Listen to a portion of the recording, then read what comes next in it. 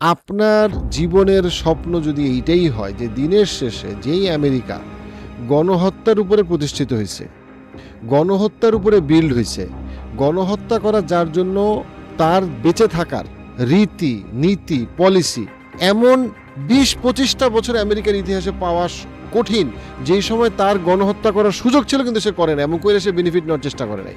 You need to understand, লুণ্ঠন করা, colonise করা এবং এইটারে সুন্দর সুন্দর নাম দেওয়া, পলিসি বলা, মানবাধিকার বলা। বারাক ওবামা আইসা আপনাকে এত সুন্দর করে কথা বলবে, আপনার কাছে মনে হবে আমার ছেলে যদি বারাক ওবামা হইতে পারতো, কিন্তু আপনি খেয়ালও করবেন না যে সে একটা পিশাচ এবং তার কাজই হইল গিয়ে যে আপনাকে কনভিন্স করা এবং আপনাকে কনভিন্স করে আপনার জীবনের সবচেয়ে গুরুত্বপূর্ণ জিনিসগুলো আপনার কাছ থেকে নিয়ে যাওয়া। এবং সেটা সে নিয়ে যাচ্ছে এবং সেটা সে নিয়ে গেছে।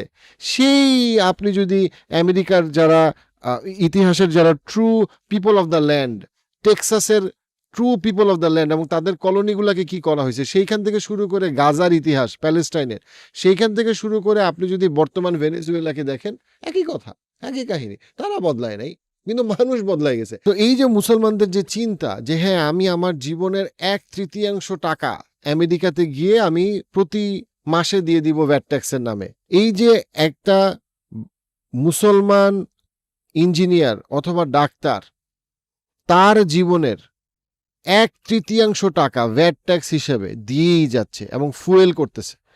এই টাকাটা দিয়ে তারা কি করতেছে? তারা বিভিন্ন, সেটা ইরাকের ঘটনা হোক, গাজার ঘটনা হোক, আর সেটা ভেনেজুয়েলা হোক, সে বেসিক্যালি তার সন্ত্রাসী কর্মকাণ্ড করতেছে।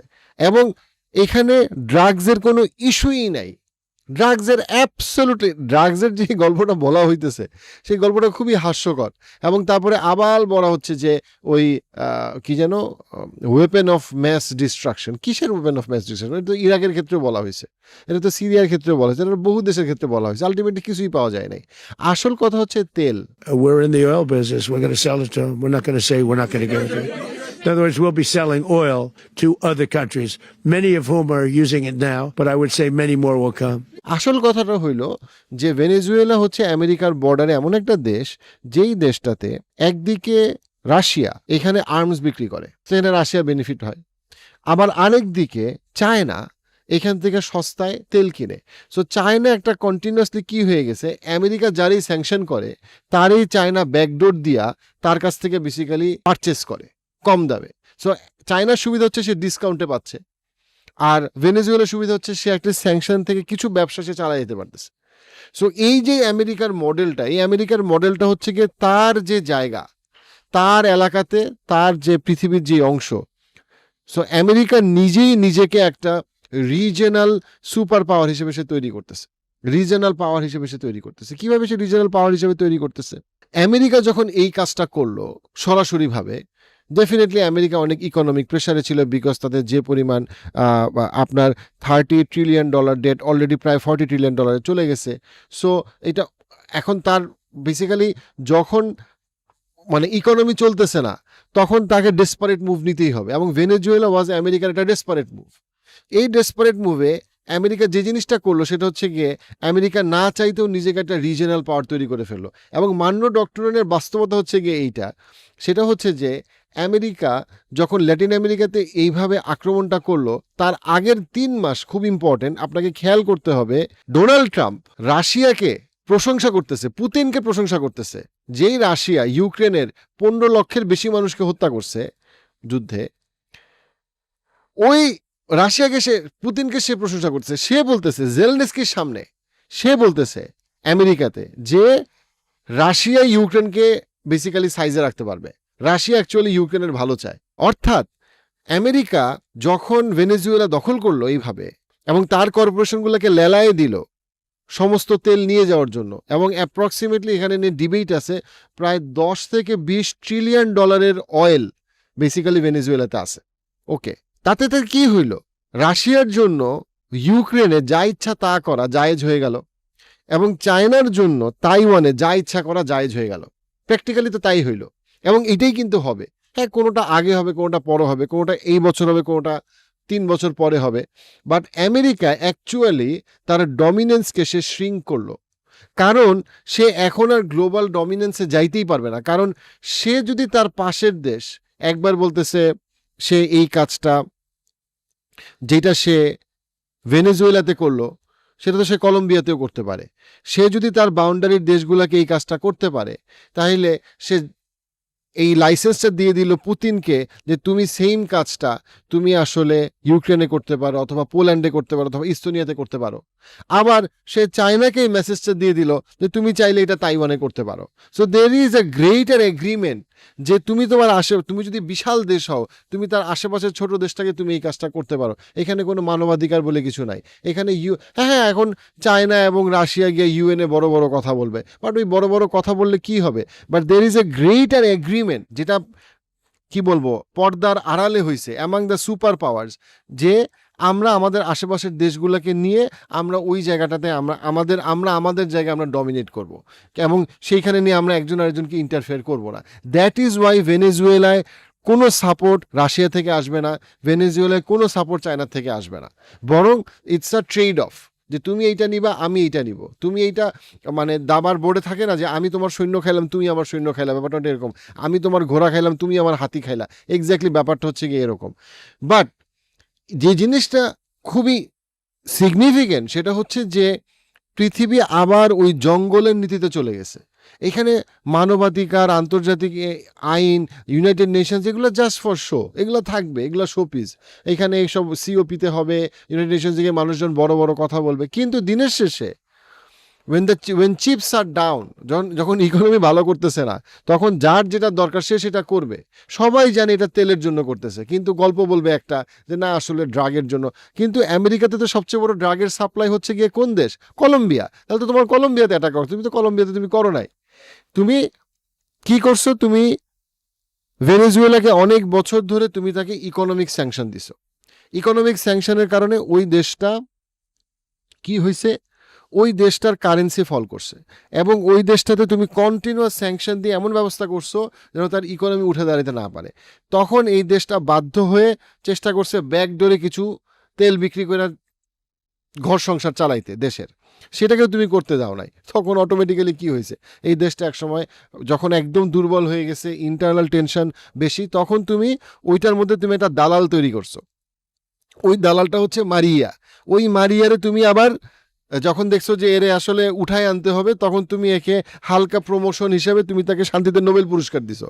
শান্তিতে নোবেল পুরস্কার দেওয়ার মাত্র 1 বছরের মধ্যে তুমি বেসিক্যালি মানে কথা নাই বার্তা নেই, তুমি তোমার স্পেশাল ফোর্সে দিয়ে তুমি বেসিক্যালি সব টাকা তুমি তাকে সস্ত্রীক তুমি তাকে উঠায় নিউ ইয়র্কে নিয়ে গেছো। তুমি ভেনেজুয়েলার প্রেসিডেন্টকে নিউ ইয়র্কে নিয়ে নিউ ইয়র্কের আইনে বলতেছো তার বিচার হবে। মানে কতটা বর্বর এবং অমানবিক যে একটা স্বাধীন দেশের প্রেসিডেন্টকে তুমি তুইলা নিয়ে গিয়ে জোর করে তোমার দেশের আইনে তুমি বিচার করতেছো, এবং তুমি এটাকে বলতেছো সুবিচার, তুমি এটাকে বলতেছো পৃথিবীর এটাকে স্বাভাবিকভাবে নেওয়া উচিত। এটা পুরো জঙ্গলের আইন, যে শিয়াল একটা ভেড়ারে কিডন্যাপ কইরা শিয়ালের নীতিতে ভেড়ার বিচার হইতেছে। তো এই যে বাস্তবতা, এই বাস্তবতার মধ্যে আরেকটা খুবই ইম্পর্টেন্ট জিনিস হচ্ছে বোঝা, যে মানুষ মনে করে আহারে ভালোই তো হইলো যে $10 ট্রিলিয়ন আমেরিকাতে গেল, আমেরিকার ডমিনেন্স বাড়লো। ফালতু চিন্তা কেন করেন? কেন ফালতু চিন্তা করেন? কেন আপনি মনে করেন যে আমেরিকার কর্পোরেশনগুলা, বড় বড় অয়েল কোম্পানিগুলা, তারা যে ন্যাচারাল রিসোর্স এক্সট্র্যাক্ট করবে, সেটা এক্সট্র্যাক্ট করার পরে সেটা সাধারণ মানুষের মধ্যে পাবলিক ফান্ড হিসেবে দিবে, পাবলিক স্কলারশিপ দিবে? কবে এটা হয়েছে? ইরাকের যুদ্ধের পরে, আফগানিস্তানের যুদ্ধের পরে পাবলিক ফান্ডে কোন টাকা গেছে? কোন টাকা গেছে রে ভাই? আপনি দেখেন, আমারে দেখান না যে ভাই ইরাকের থেকে যে তেল গেছে, এই তেল আমেরিকার হোমলেস মানুষ পাইছে, আমারে দেখান তো। অথবা স্টুডেন্ট ডেট কমছে, দেখান তো। জীবনেও না। কি হয়, এই যে ভেনেজুয়েলাতে যত মিলিটারি অ্যাটাক হয়েছে, এইটার টাকা আসছে হচ্ছে গিয়ে ভ্যাট ট্যাক্সের টাকা থেকে, পাবলিকের টাকা থেকে। পাবলিক যে ভ্যাট ট্যাক্স দেয় সেই টাকা দিয়ে যুদ্ধটা হয়। কিন্তু যুদ্ধের পরে বড় বড় কোম্পানিগুলোকে যখন লেলায় দেওয়া হয়, ওই কোম্পানির প্রফিট বাড়ে। কোম্পানি ম্যাসিভ পরিমাণে প্রফিট করে, তার কিছু অংশ তারা দেখায় খাতায়, কিছু অংশ তারা খাতায় দেখায় না। কিন্তু ওই কোম্পানিগুলো সাধারণ মানুষকে কিন্তু এই টাকাটা কখনো দেয় না। ওই কোম্পানিগুলো আবার এই পলিটিশিয়ানদেরকে এই টাকাটা দেয়, ঘুষ দেয়, এর এজেন্ট বানায়, জেলেনস্কিরে বানায়, অথবা সে মারিয়ারে খোঁজে, অথবা ট্রাম্পরে একটা প্লেন দেয়, অথবা ট্রাম্পরে একটা নতুন বাসা কিনে দেয়। যেন তারা তার দালাল হিসেবে কাজ করে। এরা সবাই তার সেলস এজেন্ট, নেগোশিয়েটর, মিডিয়েটর। এদের কাজ হচ্ছে গিয়ে কোম্পানিগুলোকে আরো বড় করা। সাধারণ মানুষ কিছু পায় না। সাধারণ মানুষ দেখে যে ও যুদ্ধ লাগছে, জিনিসপত্রের দাম বাড়ছে। এবং এখানে আরেকটা জিনিস এখানে না বললেই না, সেটা হচ্ছে আমেরিকার একটা মেজর, এই যুদ্ধের পরে একটা মেজর কি বলবো, পাবলিক সেফটি কনসার্ন আরো বাড়বে। এইটাও ইন্টারেস্টিং। কি দেখেন, আমেরিকাতে যারা থাকেন এবং যারা কয়েকটা, আমার 6টা স্টেট ঘোরা হয়েছে, সেই জায়গা থেকে, সেই অভিজ্ঞতা থেকে আমি বলি, আমেরিকার একটা সিগনিফিকেন্ট পপুলেশন হচ্ছে গিয়ে ল্যাটিন আমেরিকার। হিসপ্যানিক কমিউনিটি বেশ স্ট্রং। হিসপ্যানিক কমিউনিটি প্রচুর পরিমাণে, হিসপ্যানিক কমিউনিটির সেটা আপনার মানে বৈধ অবৈধ ব্যবসা প্রচুর করে।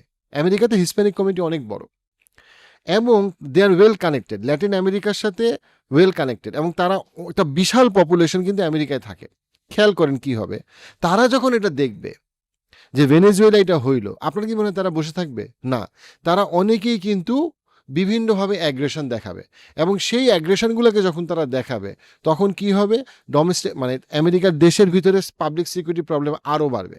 আমেরিকা যখন পাবলিক সিকিউরিটি প্রবলেম পারবে তখন কি হবে, সাধারণ আমেরিকানদের জীবনমান আরও খারাপ হবে। আবার কি হবে, তখন আইসের কার্যক্রম আরও বাড়বে, আইসের কার্যক্রম আরও বাড়বে, যেটা হচ্ছে গিয়ে ওদের দেশে ইন্টারনালি এই ইমিগ্রেন্টদেরকে চাপে রাখার জন্য তৈরি করা হয়েছে। আসলে পুরো সিটিজেনদেরকে আস্তে আস্তে চাপের মধ্যে ফেলতেছে। আচ্ছা, এই যে আইসের কার্যক্রম যখন আরও বাড়বে তখন আমেরিকার পলিসি মেকার এবং গভর্নমেন্ট বলবে এখন তো ইমিগ্রেন্টদের ক্রাইম রেট অনেক বেড়ে গেছে, আইসের ফান্ডিং 10 গুণ করতে হবে। তখন আইসের ফান্ডিং যখন 10 গুণ করতে হবে তখন এই ফান্ডিংটা পাবে প্যালেন্টিয়ার। ওই যে দেখছেন খেলাটা। অর্থাৎ আমেরিকার কর্পোরেশনরা যত বড় লোক হবে তাদের খিদা তত বাড়বে, তারা আরও বেশি পাবলিক ফান্ড তাদের কোম্পানিতে কেমনে নেওয়া যায় এটা পলিটিশিয়ানদেরকে নিয়ে তৈরি করে এই সিস্টেমটা তারা বানাবে। সো আলটিমেটলি জিতবে আমেরিকার বড় কর্পোরেশনরা। যে যুদ্ধ, যে অস্ত্র বিক্রি করে সেও জিতবে, যে তেল এক্সট্রাক্ট করে সেও জিতবে, যে প্যালেন্টিয়ারের মতো কোম্পানি সেও জিতবে। হারবে কে? সাধারণ মানুষ, সাধারণ আমেরিকানরা হারবে। সারা পৃথিবীর ভেনেজুয়েলার সাধারণ মানুষ তো ভয়ঙ্করভাবে পরাজিত হবে, মানে মানে ভয়ঙ্কর নির্যাতনের শিকার হবে এবং ইকোনমিক ক্রাইসিসের সৃষ্টি হবে। এই যে আমেরিকার বাস্তবতা, এই বাস্তবতা আমেরিকা কোনোদিন বদলায় নাই, এবং আমেরিকা এরকমই ছিল, আমেরিকা এরকমই থাকবে, এবং আমেরিকা সবসময় কতগুলো কর্পোরেশনের হাতে জিম্মি আছে এবং জিম্মিই থাকবে, এবং আমেরিকার সাধারণ মানুষ ধাপে ধাপে সাফার করবে, কিন্তু তারা অনেকে বুঝবে না। কিন্তু সারা পৃথিবীর সামনে এই জিনিসটা উন্মোচিত হওয়া বা পরিষ্কার হওয়াটা খুবই দরকার, যেটা একটা জঙ্গলের নীতি। এখানে মানবাধিকার এবং যে সফট কথাগুলো বলা হয় এগুলার আসলে কোনো মূল্য নাই। মূল কথা হচ্ছে গিয়ে ডমিনেন্স, ডলারের ডমিনেন্স, এবং সব কিছুর তার নিজের সাপ্লাই চেনের ডমিনেন্স, তার ওয়েলথের ডমিনেন্স, এবং সেই তার ইকোনমিক পাওয়ারকে স্ট্যাবলিশ রাখা, মিলিটারি পাওয়ারকে জারি রাখা, এটাই হচ্ছে গিয়ে মূল কথা।